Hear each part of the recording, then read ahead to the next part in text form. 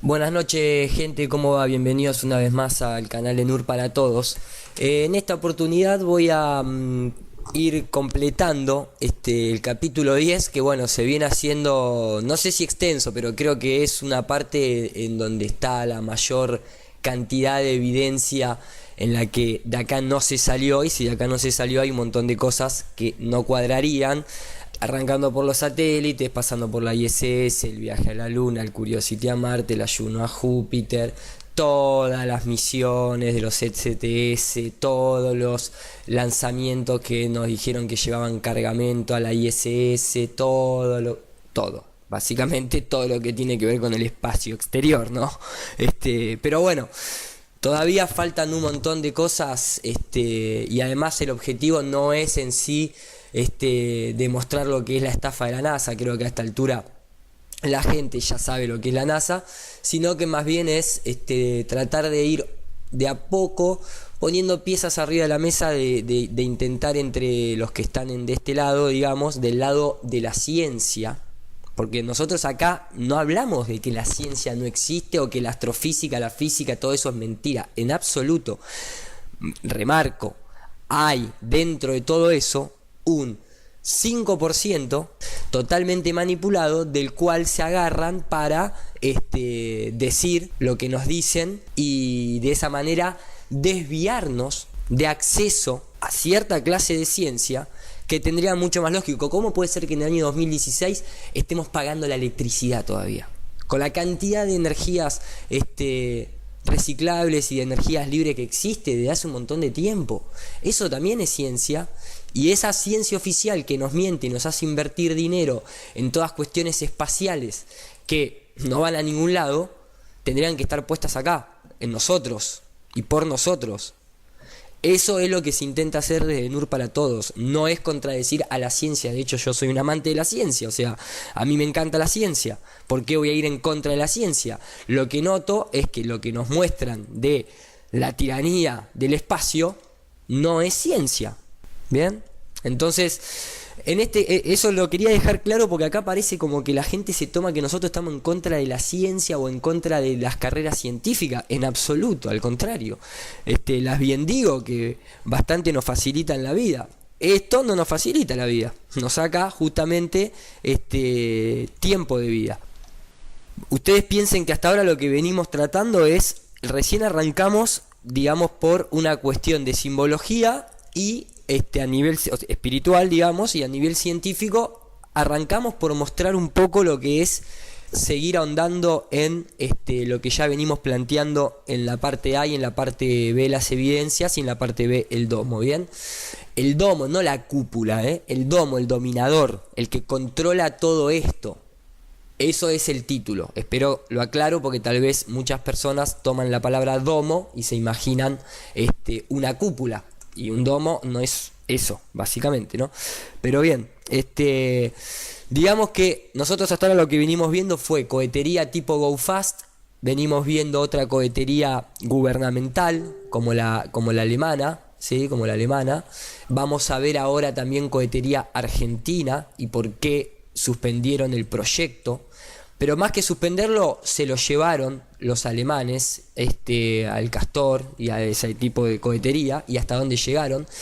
Vamos a hablar un poco de Virgin Galactic, que es otra clase parecida al X-15, sería esto. Esto sería el equivalente al X-15, esto sería el equivalente al Go Fast. Vamos a pasar a ver, porque estos son agujas, muchachos. O sea, miren lo que es un cohete de estos. ¿Sí? O sea, en total tienen 10 metros y esto tiene 25 centímetros de diámetro, 30 centímetros de diámetro. Es una aguja, es un alfiler, diría, más que una aguja. Una aguja creo que es más gruesa. Pero vamos a ver qué pasa con estos, con los grandotes. ¿Por qué fallan tanto? Bien, y por qué después de un determinado tiempo, para que no exploten más, los terminan haciendo ir en arco, ¿sí? En lugar de ir como estos, vertical. Bien, primero quiero sacar, no sé si sacar es la palabra, pero quiero dejar planteado algo, porque muchas personas preguntan, bueno, ¿cómo es que si ese gas es más denso, asciende? Esa respuesta la contestamos, mostramos lo que es los volcanes, que es uno de los mayores productores del SF6, del CO2 y de un montón más. Y la pregunta ahora es, ¿y cómo es que se queda ahí arriba si es 5 o 6 veces más denso que el aire? Bueno, les quiero comentar algo. Primero que existen todo lo que es temperaturas. La temperatura no es un vector, pero es una magnitud. Y digamos que las magnitudes son medidas, y estas medidas pueden ser utilizadas en el caso de la temperatura para decir, sé que lo caliente asciende y sé que lo frío desciende. Bien, entonces hay como una direccionalidad a través de la temperatura. El gas cuando sale del volcán sale caliente, asciende. Bien, no solamente lo produce los volcanes que están en la superficie, también los acuáticos, y hay un montón de otros, inclusive nosotros mismos producimos SF6. Bien, entonces depende de la temperatura, no solamente la temperatura del gas, sino también la temperatura ambiente que haya, ¿sí? Que actúa, que hace convección, entonces lo eleva. Bien, o sea, vamos a entender algo, que esto, y acá ya les pido que empecemos a unir puntos. Para entender eso tenemos que saber que la tabla de presión atmosférica a distintas altitudes oficial internacional, la voy a bajar ahora mismo para que ustedes vean que está online lo que estoy buscando. La tabla barométrica de presión de información internacional a distintas altitudes, ¿sí? Que es, acá pueden bajárselo del ABS.org, tiene un tema, o sea, vamos a bajarla rápidamente. Ellos, cuando uno la baja, la descarga, ¿no? Te vas fijando, entonces plantean siempre estadísticas arrancando a nivel del mar, a nivel 0 de metros de altitud, va ascendiendo, y ellos te proveen hasta los 100.000 pies, o sea, hasta los 30 kilómetros, que es a donde llegan todos los globos aerostáticos, información de temperatura, y la última medición empírica que hay es de temperatura negativa. O sea, hasta donde pueden acceder las personas normales con globos aerostáticos, porque después, como vimos en todas las cámaras, revientan, vos vas a obtener de información de temperatura por vos mismo negativa, menos 50 grados, ¿sí? Que sería hasta esta parte de acá, ¿bien? De estos 30 kilómetros, esta parte de acá sería, ¿bien? Esto de acá te proveen hasta esos menos 46, menos 49, menos 50, porque los globos algunos llegan hasta los 33, otros hasta los 40, depende. Vas a encontrarte esta temperatura. Pero después, el ciudadano promedio, común, el investigador, el científico, el climatólogo ordinario, ¿sí? No llega hasta estas alturas. Hasta estas alturas llegan lo que se denomina, que vamos a analizar, estos que son sounding rocket, o sea, cohetes de sondeo. Es como el paso siguiente al globo aerostático. Después del globo aerostático, para hacer mediciones, ¿a qué vas? A los rocket sounding, y contratás empresas gubernamentales que te hacen en estos tubos de acá, lo que hacen es compartimentarlos y practicar distintos experimentos en el medio, como después vamos a analizar también. Pero acá el punto es que uno obtiene temperaturas hasta ahí. Después directamente no te dan temperaturas, nada, directo, de ningún tipo, inclusive llegando hasta los 600 kilómetros de altura, que ellos dicen que ahí lógicamente está la exoesfera, donde repentinamente, o sea, ellos a través de promedios y estadísticas tiran un número exponencial a la menos 3 como para hacerte un guiño de ojo y decirte, se va alivianando la atmósfera hasta llegar a 0 casi absoluto, en donde podemos ver la presión, por ejemplo, por centímetro cuadrado, en el que el máximo es de a la menos 12, o sea, para que sea una idea, por ejemplo, ellos te van a decir que entre los 30 y los 40 kilómetros, que es donde llegan estos globos de altitud, que directamente ahí, acá, ellos lo que te dicen es que hay, por ejemplo, 1.4 por 10, y como es a la menos 3, se divide, no se multiplica por 3 ceros, ¿sí? Entonces te da un 0,014, bien, o sea, en vez de 0,162, 0,014.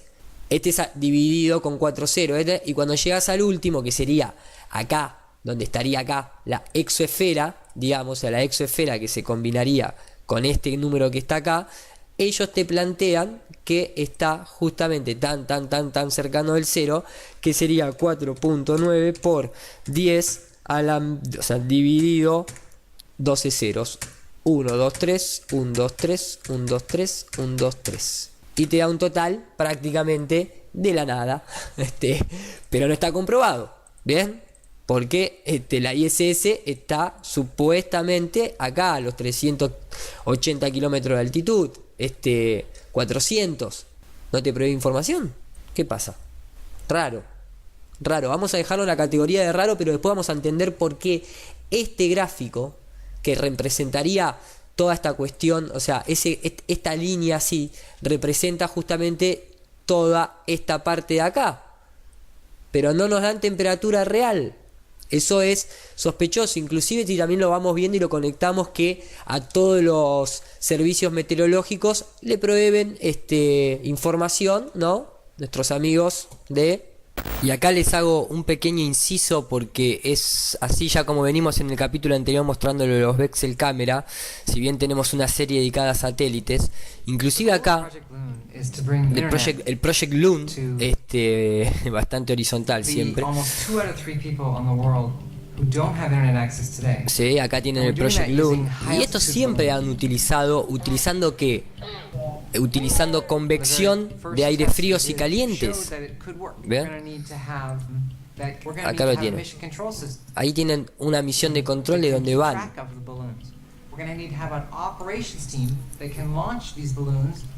Esto, o sea, esto es ahora para internet, ¿no? O sea, si ya está ahora es porque hace mucho que existía. ¿A ustedes se piensan que esto es grande? Esto es grande, muchacho. Esto es grande. Y esto ya es la década de los 50, así que por eso, no es que esto viene de ahora, discúlpenme. No. Esto siempre manejaron. Y como se cumple la regla, a nosotros nos llega todo 50, 60 años más tarde. Bien. Entonces, justamente, acá pueden tener cómo ese sistema... ¿Sí? Docenas de balones de estos por día.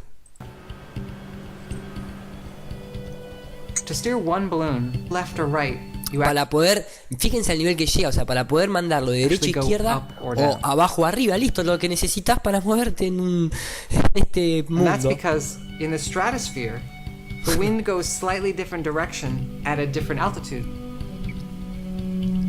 To provide continuous internet service, you're talking a complex choreography where sí, una coreografía compleja de mandar para acá, pero está todo programado, automático. Just in the right time to take the place of the left. Sí, o sea, viene el de la derecha justo a tiempo para tomar la posición de la izquierda. Y acá están usando Hangouts. Optimal position of the balloon. El sistema nos permite traquear y obtener la posición óptima de cada uno. A dónde están, dónde van, dónde lo tienen que llevar, etcétera, etcétera, etcétera. ¿Sí? Ahí lo tienen. Entonces, justamente todo lo que es provisión de datos viene desde ahí, ¿bien?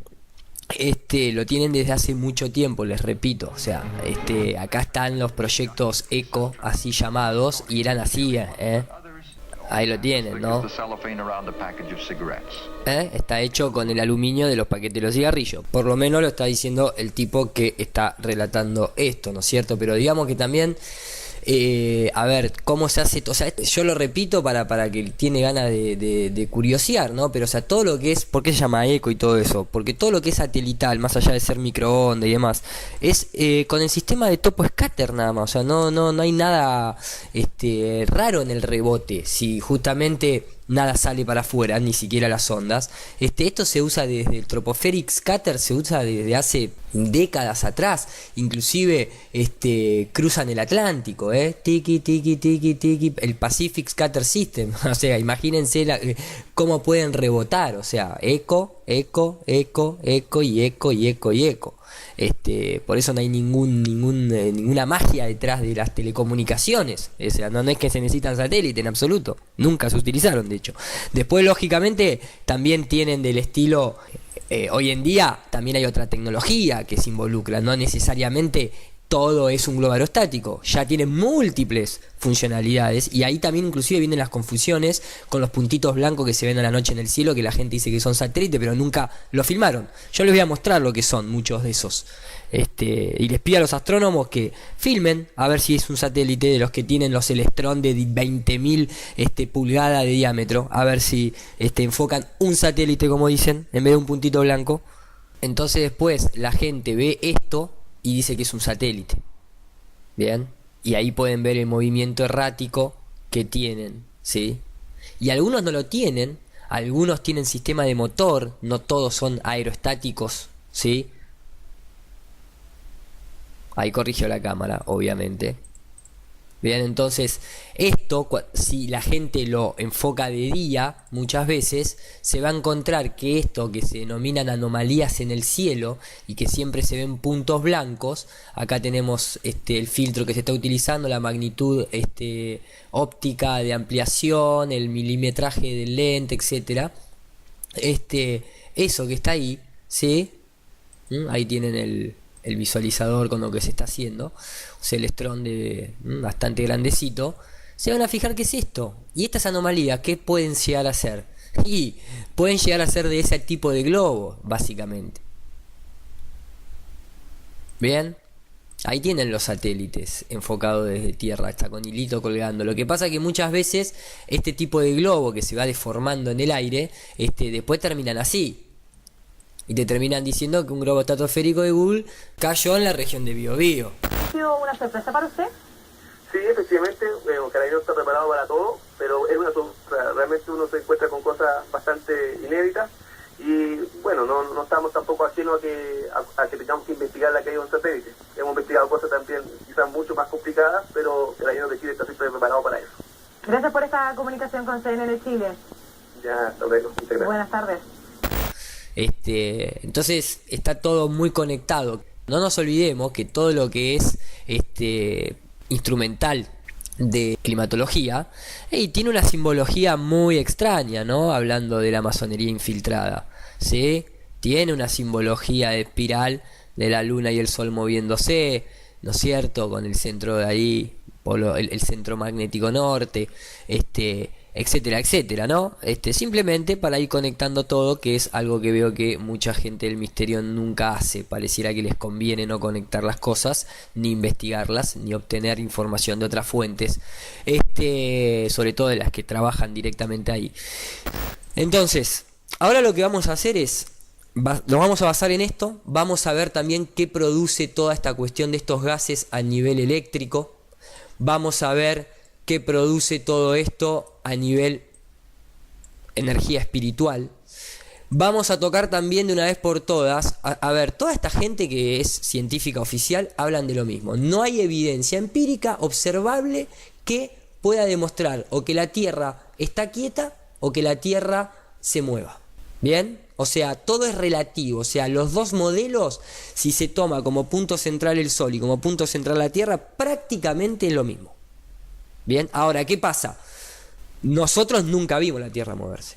Si querés el péndulo de Foucault, ya se sabe que tiene problema alias, no funciona. Esto ya lo hemos tocado en muchos otros videos. Se queda totalmente frenado en el mismo eje hasta que termina de pasar el eclipse solar. Es un invento muy... para un determinado nivel de población y época y conocimiento que tenía la población normal, llamémosle, funcionaba. A la fecha de hoy ya no funciona más, o sea, la gente más viva que eso. Pero en definitiva lo que nosotros vemos es todo lo que es la angularidad de los rayos solares, cómo proviene de un punto central. Vemos que el agua nunca se ha curvado jamás en ningún experimento. Vemos que la gota de agua no tiene superficie de tensión, ya lo dijimos, por eso se colapsa. No hay una gota de 20 metros que quede redonda, obviamente. Entonces, también tenemos indicio de cómo el Sol se aleja, vamos a verlo en este video también, se aleja, ¿sí? O sea, se achica porque se aleja por perspectiva. Vemos sombras de que esto solamente se puede producir si un objeto está acá, cerca. No puede estar a 190, 150 millones de kilómetros. Vamos a explicar por qué el Sol en algunos casos parece agrandarse o desaparecer al final, cuando en otros, en donde hay un ambiente árido, simplemente se ve alejarse, como es esto. Porque después yo ya les digo, o sea, después de ver toda la evidencia, que la primera evidencia, que es el agua no se curva, listo, ya está. Pero bueno, uno quiere seguir y dice, pucha, el Sol está acá nomás. O sea, todos los indicios físicos de perspectiva, de hotspot, de angularidad de los rayos de no que entra, de videos en donde se ve cómo el Sol se aleja, te está marcando de que el Sol está acá, se mueve el Sol. Listo, se movió el Sol, el agua no se curva. No es una pelota, o sea, de última acá quédense discutiendo si es heliocéntrico o es geocéntrico, pero donde estamos habitando es un plano con irregularidades, ¿sí? Para abajo 12 kilómetros, para arriba hasta donde sabemos, y vamos a terminar de ver ahora, punto. Entonces, vamos a ir viéndolo desde todos estos lados. Vamos a continuar ahora, vamos a ver qué es lo que pasa en una cuestión de cohetería grande, ¿sí? De esta cohetería, y vamos a analizar un par de videos alemanes en donde dice que se llega a unos 700 kilómetros, 230 otros, porque son agujas, ¿sí? Vamos a ver eso, vamos a notar que todo lo que involucre tamaños en donde podrían ir gente para justificar toda la ISS, justificar todo lo que es la llegada a la Luna, a Marte y demás, esa clase de cohete a los 120 es lo máximo que llegan, a los 120 kilómetros, y no llegan más, ¿sí? Después de ahí siguen probando la fecha de hoy con flechas. Bien, entonces para comprender esta parte vamos a tener que abordarla tal vez un poco diferente o con más piezas de las que venimos planteando. Hay que tener en cuenta algo. En un TEDx, Don Pettit, un astronauta, es donde plantea, ¿sí? Toda la charla es muy interesante, pueden verla, donde plantea justamente que es una tiranía en términos matemáticos, digamos, y por eso toda la charla se basa en su título, que es La tiranía de la ecuación de los cohetes, que básicamente habla un poco de cómo seguir propulsándose, cuánto combustible se necesita y demás. Habla de cómo hay que hacer el diseño, en base a cuánto hay que dividir para combustible, cuánto para llevar cargas y demás.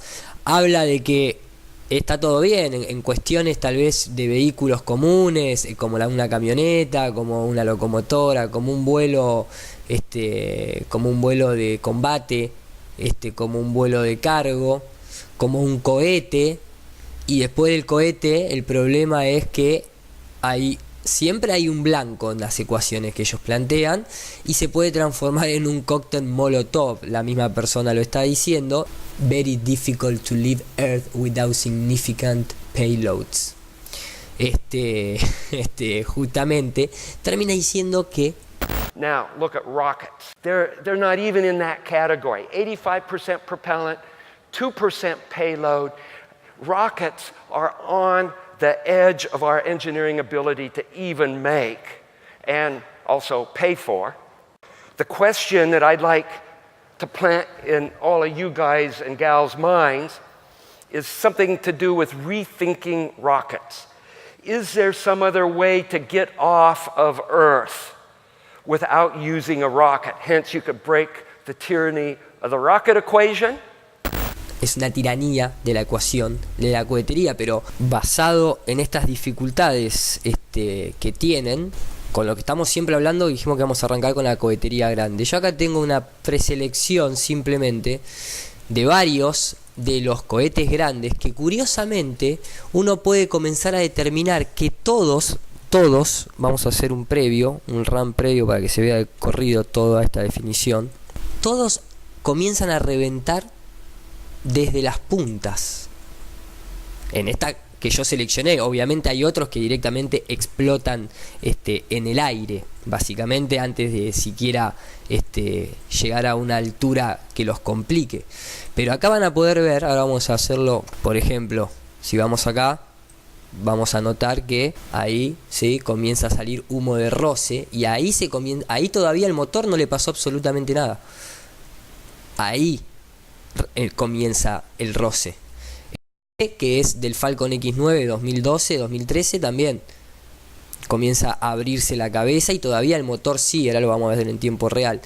Estos ya son más viejos, porque estos ya pertenecen al Titan en el 1960, que es bastante grande. Ahí pueden ver cómo comienza a desprenderse nuevamente la cabeza, ¿sí? Después tenemos acá, por ejemplo, lo mismo. Cuando llega, se puede apreciar cómo comienza, o sea, ¿cuál es el punto acá a mostrar? Esto es fuego y esto es roce, por eso se ve blanco y esto se ve amarillo. Acá el misil no está fallando porque le explotó la zona de combustible. Acá se le está explotando la cabeza, la nariz, que no tiene absolutamente nada, y desde el pico más a tope. ¿Bien? Ahí todavía está el resto de la carcasa hacia abajo. Y después, cuando termina llegando la parte de propulsión, obviamente se rompió todo. A este también le pasa lo mismo. ¿Sí? Se puede apreciar por cómo comienzan a salirle pedacitos de la punta mientras que el motor sigue. Bien. Y esto porque ya no tiene... Déjenme ver si lo puedo poner así.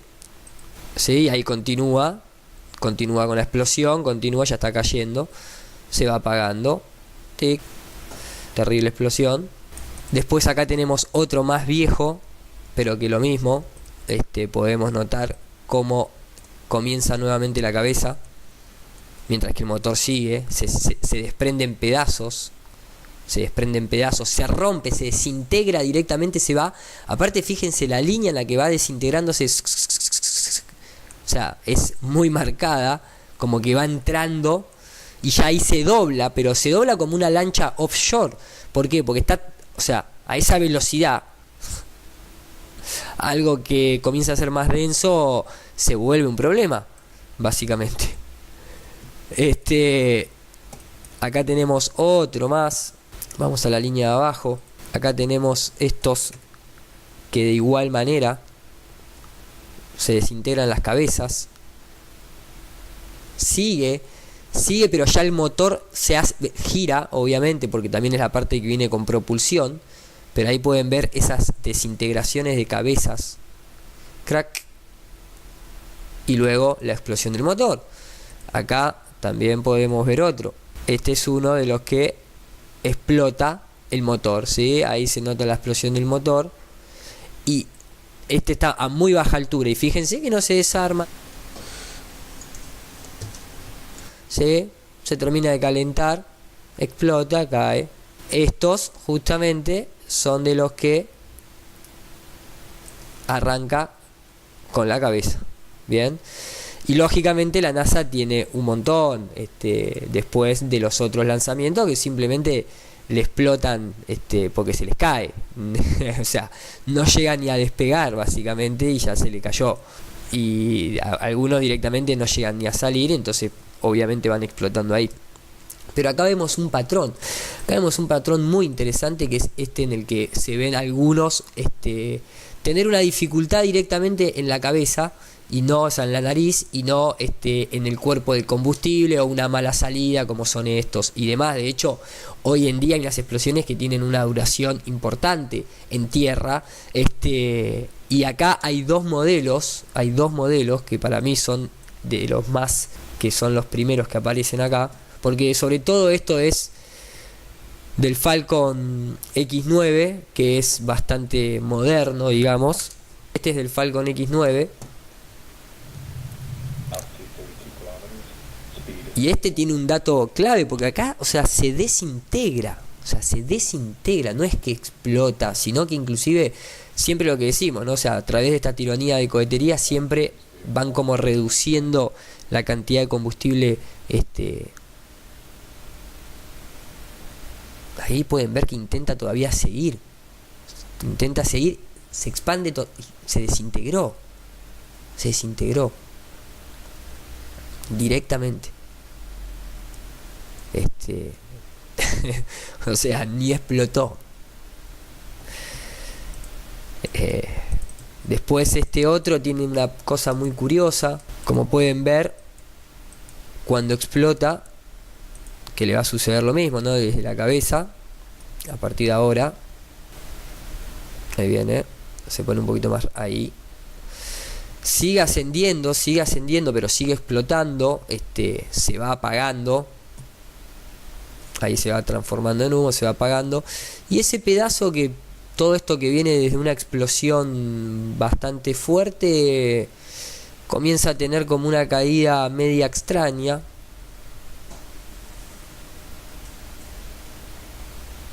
Voy a adelantar un cachitito, esta parte de acá, y esta que es como el motor, va cayendo ahí, se va como estabilizando, como que queda ahí girando. Bien, y queda ahí. No estoy diciendo que queda porque queda, se está moviendo, está bajando, obviamente. Digo que no pareciera caer descontroladamente ni nada por el estilo. Acaba de venir de una explosión semejante por el roce de la cabeza, entonces puede estar ahí siendo orientado por alguna otra densidad. Vamos a dejarlo ahí, porque estos cohetes no son tiranos, la naturaleza con ellos es tirana y pareciera ser que no los deja ascender. Entonces acá ya tenemos descartado todo lo que es la parte esta. Es por eso que a lo largo del tiempo aparentemente lo máximo que llegaron son a los 120 kilómetros, 130, y después actualmente tienen que estar en estos. Tienen que seguir con esto, que es lo que vamos a ver ahora. Bien, para entender esta parte vamos a hacer un poquito de retroceso a nivel histórico. Yo acá generé esta pequeña guía para que vean lo que vamos a analizar. Les dije que este capítulo tal vez se haga un poquito largo porque necesito mostrarle todo esto en un mismo capítulo. No lo puedo cortar más y al mismo tiempo hay mucha información para analizar. Nosotros vimos que todos esos cohetes fallaron, ¿sí? Todo lo que es la cohetería de desarrollo de los cohetes, teniendo en cuenta de otros países y demás, vemos que toda esta serie de acá, toda esta gama de acá, es la que nosotros nunca tenemos registro real de cómo salen, este fue el STS, los que a los 120 kilómetros ya se desprenden, y el resto, estos son el que rompió contra el domo, estos son los que tienen, nosotros hemos analizado todos los lanzamientos que tienen un montón de cambios de cámara, desaparecen, varía el humo, varía el fuego, no tienen sentido muchas veces, además siempre terminan viéndose desde tierra, que se alejan y terminan en un Google Earth, y todavía se está viendo desde tierra. Muy incoherente, o sea, realmente no tienen consistencia. Creo que por eso estamos hoy en día debatiendo todo esto, porque nos hemos dado cuenta de eso, ¿no? Entonces, digamos que toda esta gama de acá, incluyendo el que supuestamente llegó a la luna, son cohetes con muchísimos problemas. Acá también vemos los Titanes, que eran más pequeños pero bastante grandes. Vemos también cómo se han reventado y demás. De esto no hay absolutamente nada, aparte no eran tripulados ni nada por el estilo. Eran misiones de prueba. Pero ¿qué pasa? Ellos tenían que llegar a la luna, y había que justificar un montón de cosas. Entonces lo que tenemos es, en 1957 se lanza el Sputnik, ¿sí? Acá lo pueden ver al Sputnik, este era el Sputnik. Lo más lindo es que cuando uno busca el análisis de todo, era un satélite espía, y cuando uno analiza las piezas no hay cámara. No hay cámara en el satélite espía, solamente transmisión de radio. ¿Qué? ¿Escuchaban a la gente? ¿Qué hacían? Búsquenlo y fíjense que no hay ítems de cámara, pero bueno, así es la imaginación. A veces le pifian y como que se olvidan de lo que tienen que poner. La cuestión es que ya a partir de este momento todo esto se hace para generar en la persona la posibilidad de ir al espacio. Entonces, de manera muy rápida, después de lo del Sputnik, con el miedo de la gente, al igual que con el 11S, se firma el acta de comunicaciones satelitales para quedar totalmente regulado todo lo que es puesta en órbita y fabricación de satélite para tener todo alineado. Recuerden que siempre lo que se usa en la psicología para ganarte la empatía de las personas es el shock dramático. vieron, recuerdan que siempre en las conferencias de prensa mostrábamos en la de Curiosity o en la Juno, siempre van a un acto dramático. Ellos dicen, lo que se jugó esta noche fue un gran drama, fue una gran aventura, siempre como los problemas, como que en realidad vos te estás superando. Eso es un acto que se usa de psicología. Le podríamos decir la magia del brujo, si lo quieren ver más poético. Well, tonight was a great drama that was played. I felt like an adventure movie, but in reality, I kept telling myself, this is real. First, we have to take care of some business. So we prepared a contingency communications procedure. And guess what? We don't need that anymore. History. NASA did it again. De ahí justamente comienza la propaganda para coordinar todo esto y se genera al enemigo. Ellos generan al enemigo. Acá, así arranca la serie Blue Beam capítulo 1, 2 y 3, mostrando todo lo que es la generación del enemigo para poder, a través del miedo en el inconsciente colectivo, generar toda esta cuestión de veracidad a nivel espacio, aunque les muestren esto, porque en esta época imagínense cuántas personas podían tener televisión.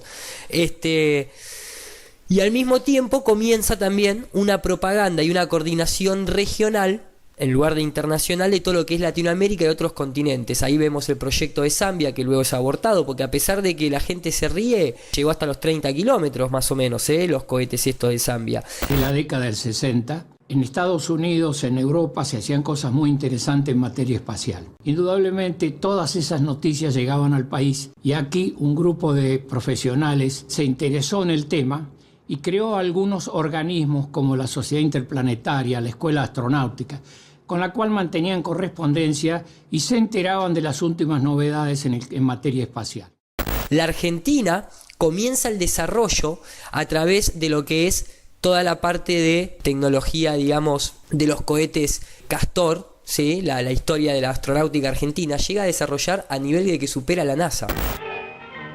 En Córdoba existía la fábrica de aviones que tenía el viejo Instituto Aerotécnico. Todos los departamentos especializados que vos podés necesitar para hacer un avión estaban acá. Y también el equipamiento correspondiente. Entonces estábamos cerquita de poder hacer un cohete. Entonces, en esa época no había mucha gente que manejara el tema espacial. Los franceses, los alemanes, los norteamericanos, los rusos y nosotros, los argentinos. Ahí todo eso comienza en la época del general Perón, comienzan los primeros de la primera industrialización y la primera vez que Argentina comienza a intentar desarrollar combustible de propulsión sólida para no depender tampoco de otras potencias y salirse del régimen. Y así fue que nace el proyecto que se llamó Alfa Centauro. Hicimos Alfa Centauro, Beta y Gamma, o sea, los tres prototipos. Pueden estudiar todo lo que es la cohetería argentina, pero siempre, como ven acá, siempre ¿quién está presente? Siempre en la ciencia está presente, además del militar, el jesuita, por sobre lo científico. También está presente anteriormente en la teoría del Big Bang. Siempre en todo lo que tenga que ver con el espacio es el brujo el que controla, el que supervisa, el que está por detrás, el que se cambia en información. ¿Bien? Eso hay que tenerlo en cuenta. Nosotros sabemos que obviamente a la Luna nunca se llegó, ¿no? O sea, lo hemos tocado en varios lugares, en varios videos, hay excelentes documentales, nosotros en nuestro canal tenemos una. Jamás se pudo mostrar una foto consistente de las distintas misiones en cuanto a lo que era el planeta Tierra y a lo que era la superficie lunar. Sabemos todo lo que es Wernher von Braun y los sets de filmaciones, todo lo que es la masonería. Es Arthur C. Clarke y Wernher von Braun y el director de la NASA con el delantal masón. Esto era de cartón, básicamente, estaba abollado. Cualquiera que va al museo en Londres lo puede ver. Ya tenían toda la parte de cero gravedad en aviones, ya tenían todo lo que era el modelo que iban a seguir para luego falsificar a través de explosiones en terrenos en Arizona. Hay mucha información, ¿no? Me encanta porque lo que volvió ni se parece a lo que fue, ¿no? O sea, salió de esto, se transformó en esto, pasó en esto. Lo más cómico es que dentro de todo eso, lo que la gente se pregunta es cómo los del módulo de comando llegaron hasta el módulo lunar, que pasaron por la turbina del ya tenían el self-locomotion, ya entrenaban en pileta, o sea, bueno. Esta era la tecnología Saturno, ¿bien? Esta es la tecnología, digamos, que de alguna manera a través de la Paperclip intentaron desarrollar con Wernher von Braun, pero no pudieron salir a ningún lado. Bien, entonces, justamente, ¿qué pasa? Después de esto, todos los lanzamientos que se siguieron haciendo siguieron fallando, y todos estos lanzamientos siempre fueron en arco. En esa época no teníamos las computadoras como ahora. Estaban, por ejemplo, para hacer un cálculo de trayectoria del cohete 3 o 4 días. Calculábamos, era una regla que tenía 50 centímetros de largo, era muy precisa. Con eso se podían hacer multiplicaciones, divisiones, se calculaban logaritmos, es decir, todo lo que hacía falta para eso. No hacia arriba. Bien, siempre fueron en arco. Vemos, ¿no?, a través de la tiranía de la ecuación de la cohetería, que siguen teniendo los mismos problemas. O sea, los años van pasando, esto es 2012, 2013, y siguen con los mismos problemas. Entonces deben volver a diseñar y deben volver a modelos hiperlivianos, ¿sí?, sin demasiado volumen, para evitar la fricción y el roce de las distintas densidades atmosféricas. Y por eso, a la fecha de hoy, tenemos nuevamente que los Estados Unidos y Alemania comparten la misma clase de diseño, al igual que la cohetería civil. O sea, la cohetería civil, semiprivada, privada, tiene la misma tecnología y alcance que una gubernamental. Eso es raro. Pero ¿de dónde viene todo esto? Acá es donde se produce la división de todo esto. Cuando comienza la coordinación regional, Argentina desarrolla una cohetería, además de Centauro, Orión, Rigel y demás, desarrolla la Castor. Y la Castor, básicamente, como ustedes van a ver por acá, déjenme, la Centauro, cohete sonda Proson, la Castor, que es la previa al Tauro, y la previa al Cóndor, que es donde se cancela el proyecto. La Castor, dicen que llega a una altitud de 470 kilómetros en el año 1979. No se había tirado ningún cohete en Latinoamérica, y eran pocos los países que habían tirado cohetes en el mundo. Estados Unidos, Rusia, Francia, no muchos más. Argentina llegó a estar cuarto, quinto en el orden de trabajos en materia de investigación espacial. Inclusive se habla de que ya con la cohetería del Canopus, en el año 69, en el mismo año que se llevó a la Luna, Argentina, a través de su cohete Canopus, vence todas las alturas, todos los récords, rompió todas las barreras cuando voló a 550 kilómetros de altura. En ese momento Argentina se encontraba en la cima del mundo, alcanzando este tipo de meta. Ya habían llegado a la Luna, supuestamente, y había roto todos los récords. Luego siguieron los cohetes Canopus, Rigel, Castor y Tauro. Estos fueron de mayor tamaño y presentaban mejoras en su diseño, potencia y velocidad. Por último, el Cóndor, un proyecto militar que fue abortado en la década de los 90 por presiones políticas de los Estados Unidos. Vamos viendo, ¿no?, por qué lado viene. Esta tecnología, como vamos a ver de boca de los propios protagonistas, esta tecnología, en una especie de paperclip latinoamericano, digamos, es tomada en el año 91, justo en el año en el que Alemania, a través de sus Maxus, no tiene registro ni comentarios de la misión con los motores Castor, ¿sí? En el 91, es el Maxus 1. Justo cuando acá se cancela el proyecto más exitoso hasta el momento.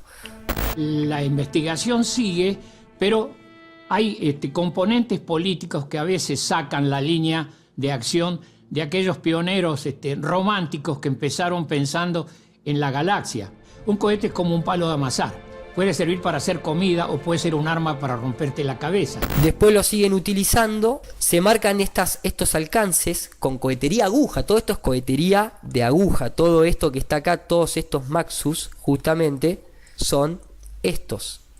Bien, son estos. ¿Ok? Basado en la tecnología Castor, propiciada por Argentina. Es el paperclip de Latinoamérica, solamente que en lugar de llevarse a los científicos vinieron, se llevaron todos los planes, se llevaron toda la cohetería. Se prohibió a la Argentina hacer cohetes a propulsante sólido, porque nosotros habíamos hecho un misil. El objetivo nuestro nunca fue hacer un misil, sino hacer cohetes de investigación. Pero indudablemente el palo a amasar se podía usar para otra cosa. Se llevaron todos los planes, se llevaron toda la cohetería vía España, y de España se reparte hacia los Estados Unidos y hacia Alemania, y por eso ambas empresas tienen hoy en día la misma tecnología. Y vamos a aprovechar esta tecnología y vamos a ver qué se alcanza a las medidas que estas personas ponen acá. Qué es lo que se obtiene a nivel temperatura y a nivel observación y comportamiento de la cohetería, ya que la tabla de presión barométrica y atmosférica internacional no puede proveer, ¿sí? La ISS, que supuestamente está a 380 kilómetros, o sea, esta flechita en 3 minutos pasó a la ISS, le hizo ¡chuf! Y acá quedó la ISS. Bueno, son esas cositas, porque esto, fíjense que esto es 2010, la ISS se está construyendo desde el 99, tuvieron varias veces la posibilidad de ponérsela, tengan cuidado muchachos con la aguja, pero digamos que en el 91 con la tecnología argentina llegan a 154 kilómetros, pero no habíamos llegado a 500, ya ahí tenemos una especie de dicotomía. Después de golpe, al año siguiente, el mismo modelo con la letra B larga llega a 717 kilómetros. ¿Qué le pusiste, maestro? ¿Le pusiste helium? ¿Qué cambiaste de nafta? ¿Qué hiciste? Y después siempre, en lugar de llegar hasta los 120, 130, 140, amplían el rango a 700. Y vos decís, pero escúchame, si acá tuviste la capacidad de saltear de lo que es de 154 en tan solo un año, ahora pasaste a los 717 y a medida que avanzás en el tiempo te vas quedando, cada vez llegas menos.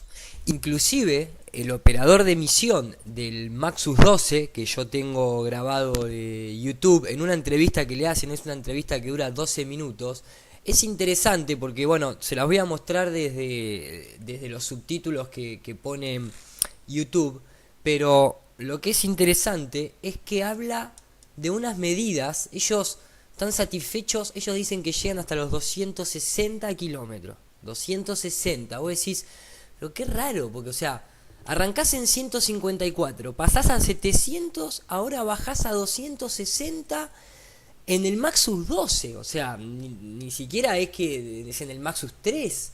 Entonces hay como toda una cuestión ya tan manoseada de las altitudes, incluso a pesar de que habla de los 260, que nosotros todo eso después lo vamos a ver en cuestiones de fotografía a nivel escala, y por eso se van, ahora entendemos por qué siempre ellos van, cuando entran en microgravedad, ellos siempre van un negro, nunca te muestran cuando realmente ascienden y llegan a los 260 kilómetros, o a los 720 kilómetros, o a los 380 kilómetros en donde está la ISS, nunca muestran eso, ya aparecen directamente ahí. La entrevista es es muy interesante, porque acá cuenta que hacen los experimentos biológicos y demás, ¿no? Como comentábamos anteriormente, pero acá es interesante. Yo lo voy a ir como traduciendo un poquito mejor porque hay palabras claves que Google no traduce correctamente. Dice,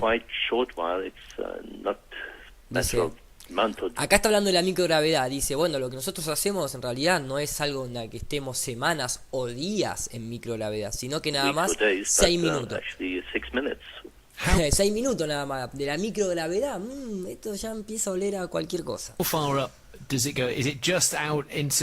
acá le dice, pero esto sucede dentro de la atmósfera, o cómo es para alcanzar esa famosa microgravedad, que a los 100 kilómetros, como vimos ya incansablemente, la gravedad es de 9,4, no es de 9,8 sino que de 9,4. ¿De qué ingravidades me hablas? Y acá dice, la atmósfera respondió a los 100 kilómetros. Y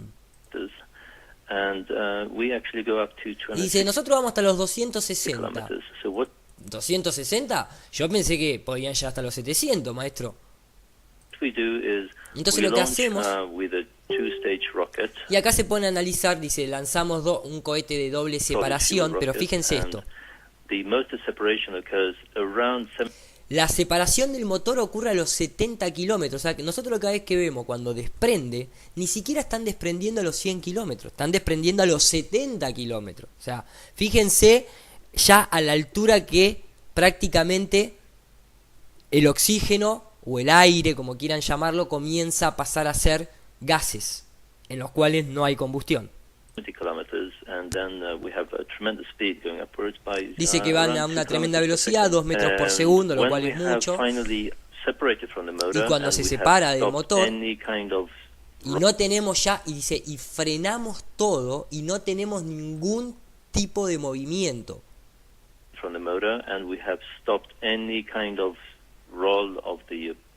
We stop any kind of roll, de giro. Ahí es cuando se activa el yo-yo de spin.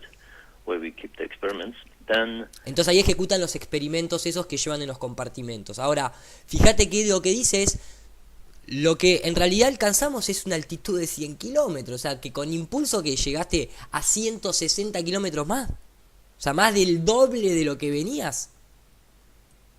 We are actually at an altitude of 100 kilometers. ¿Ven? ¿Se dan cuenta cómo? And from this point on, y desde ese punto en adelante, ellos dicen que entran en la microgravedad. ¿Qué microgravedad? ¿Qué microgravedad? Y acá tira una palabra clave que es, empieza a explicar el reingreso a la atmósfera, que es eso que nosotros vemos como gradiente, que ahora en el video que se llama Las aguas de arriba vamos a analizar en detalle a ese gradiente.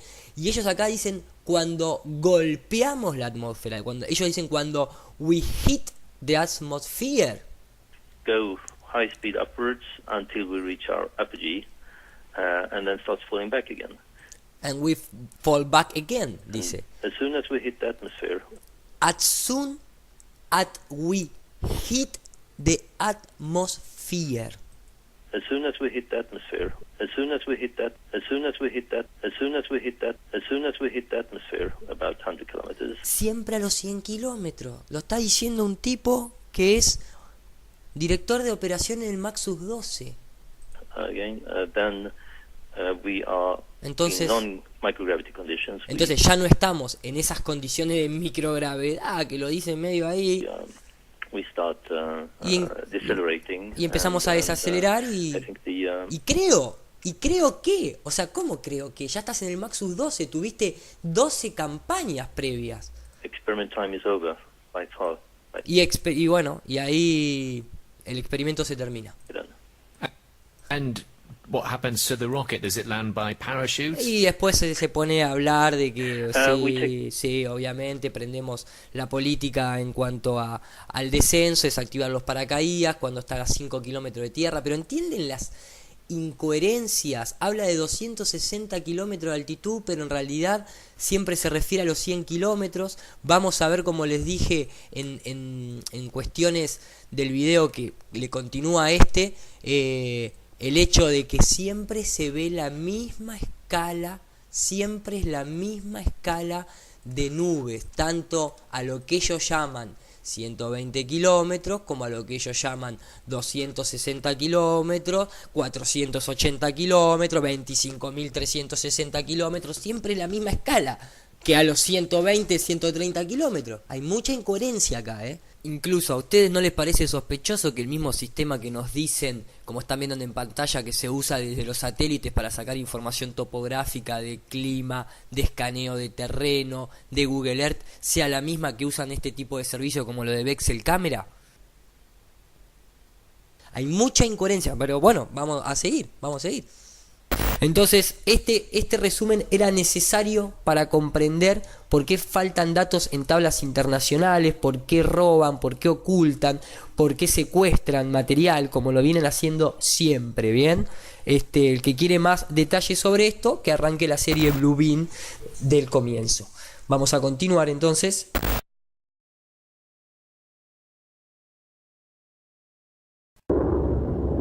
El nivel tecnológico alcanzado por la Aeronáutica Nacional permitió el desarrollo aeroespacial para múltiples aplicaciones en meteorología, agricultura y comunicaciones. Ingresamos en el espacio en 1961. El aporte de tecnología nacional, fabricación de nuestros propios granos propulsantes, nos permitió configurar un vehículo donde la primera etapa era un cohete Antares totalmente nacional, propulsante y toda su tecnología asociada, y la segunda etapa era la que veníamos trayendo de arrastre con la configuración del cohete Castor. Después de Rusia, Estados Unidos y Francia, Argentina fue el cuarto país en colocar un ser vivo en el espacio y retornarlo a Tierra. Los primeros lanzamientos se hicieron con ratones y luego con el mono Juan, que terminó sus días en el zoológico de Córdoba. El proyecto Cóndor fue un proyecto de avanzada con tecnología propia. Era un vector nada más. Lo que ocurre que culposamente, aviesamente, algunas potencias lo encuadraron dentro de un misil bélico, cuando la Argentina estaba haciendo un desarrollo tecnológico de un vector. Esto es lo que antiguamente era la fábrica de misiles que fabricaba el Cóndor, que en el año 91 fue abortado y se dejó de producir. Falda del Carmen tiene 500 hectáreas. Son 48 edificios en total, con una superficie de 11.000 metros cuadrados. Edificios construidos con una tecnología de avanzada. Llegamos a trabajar alrededor de 800 personas. ¿Y qué se llevaron de acá? Todo lo que había en producción es llevado vía España hacia los Estados Unidos. Si cuentan que anduvo el embajador americano Todman. En 2 oportunidades o 3, no sé cuántas, vino el embajador a hacer una inspección para ver que esto no tuviese movimiento ni que tuviera funcionamiento.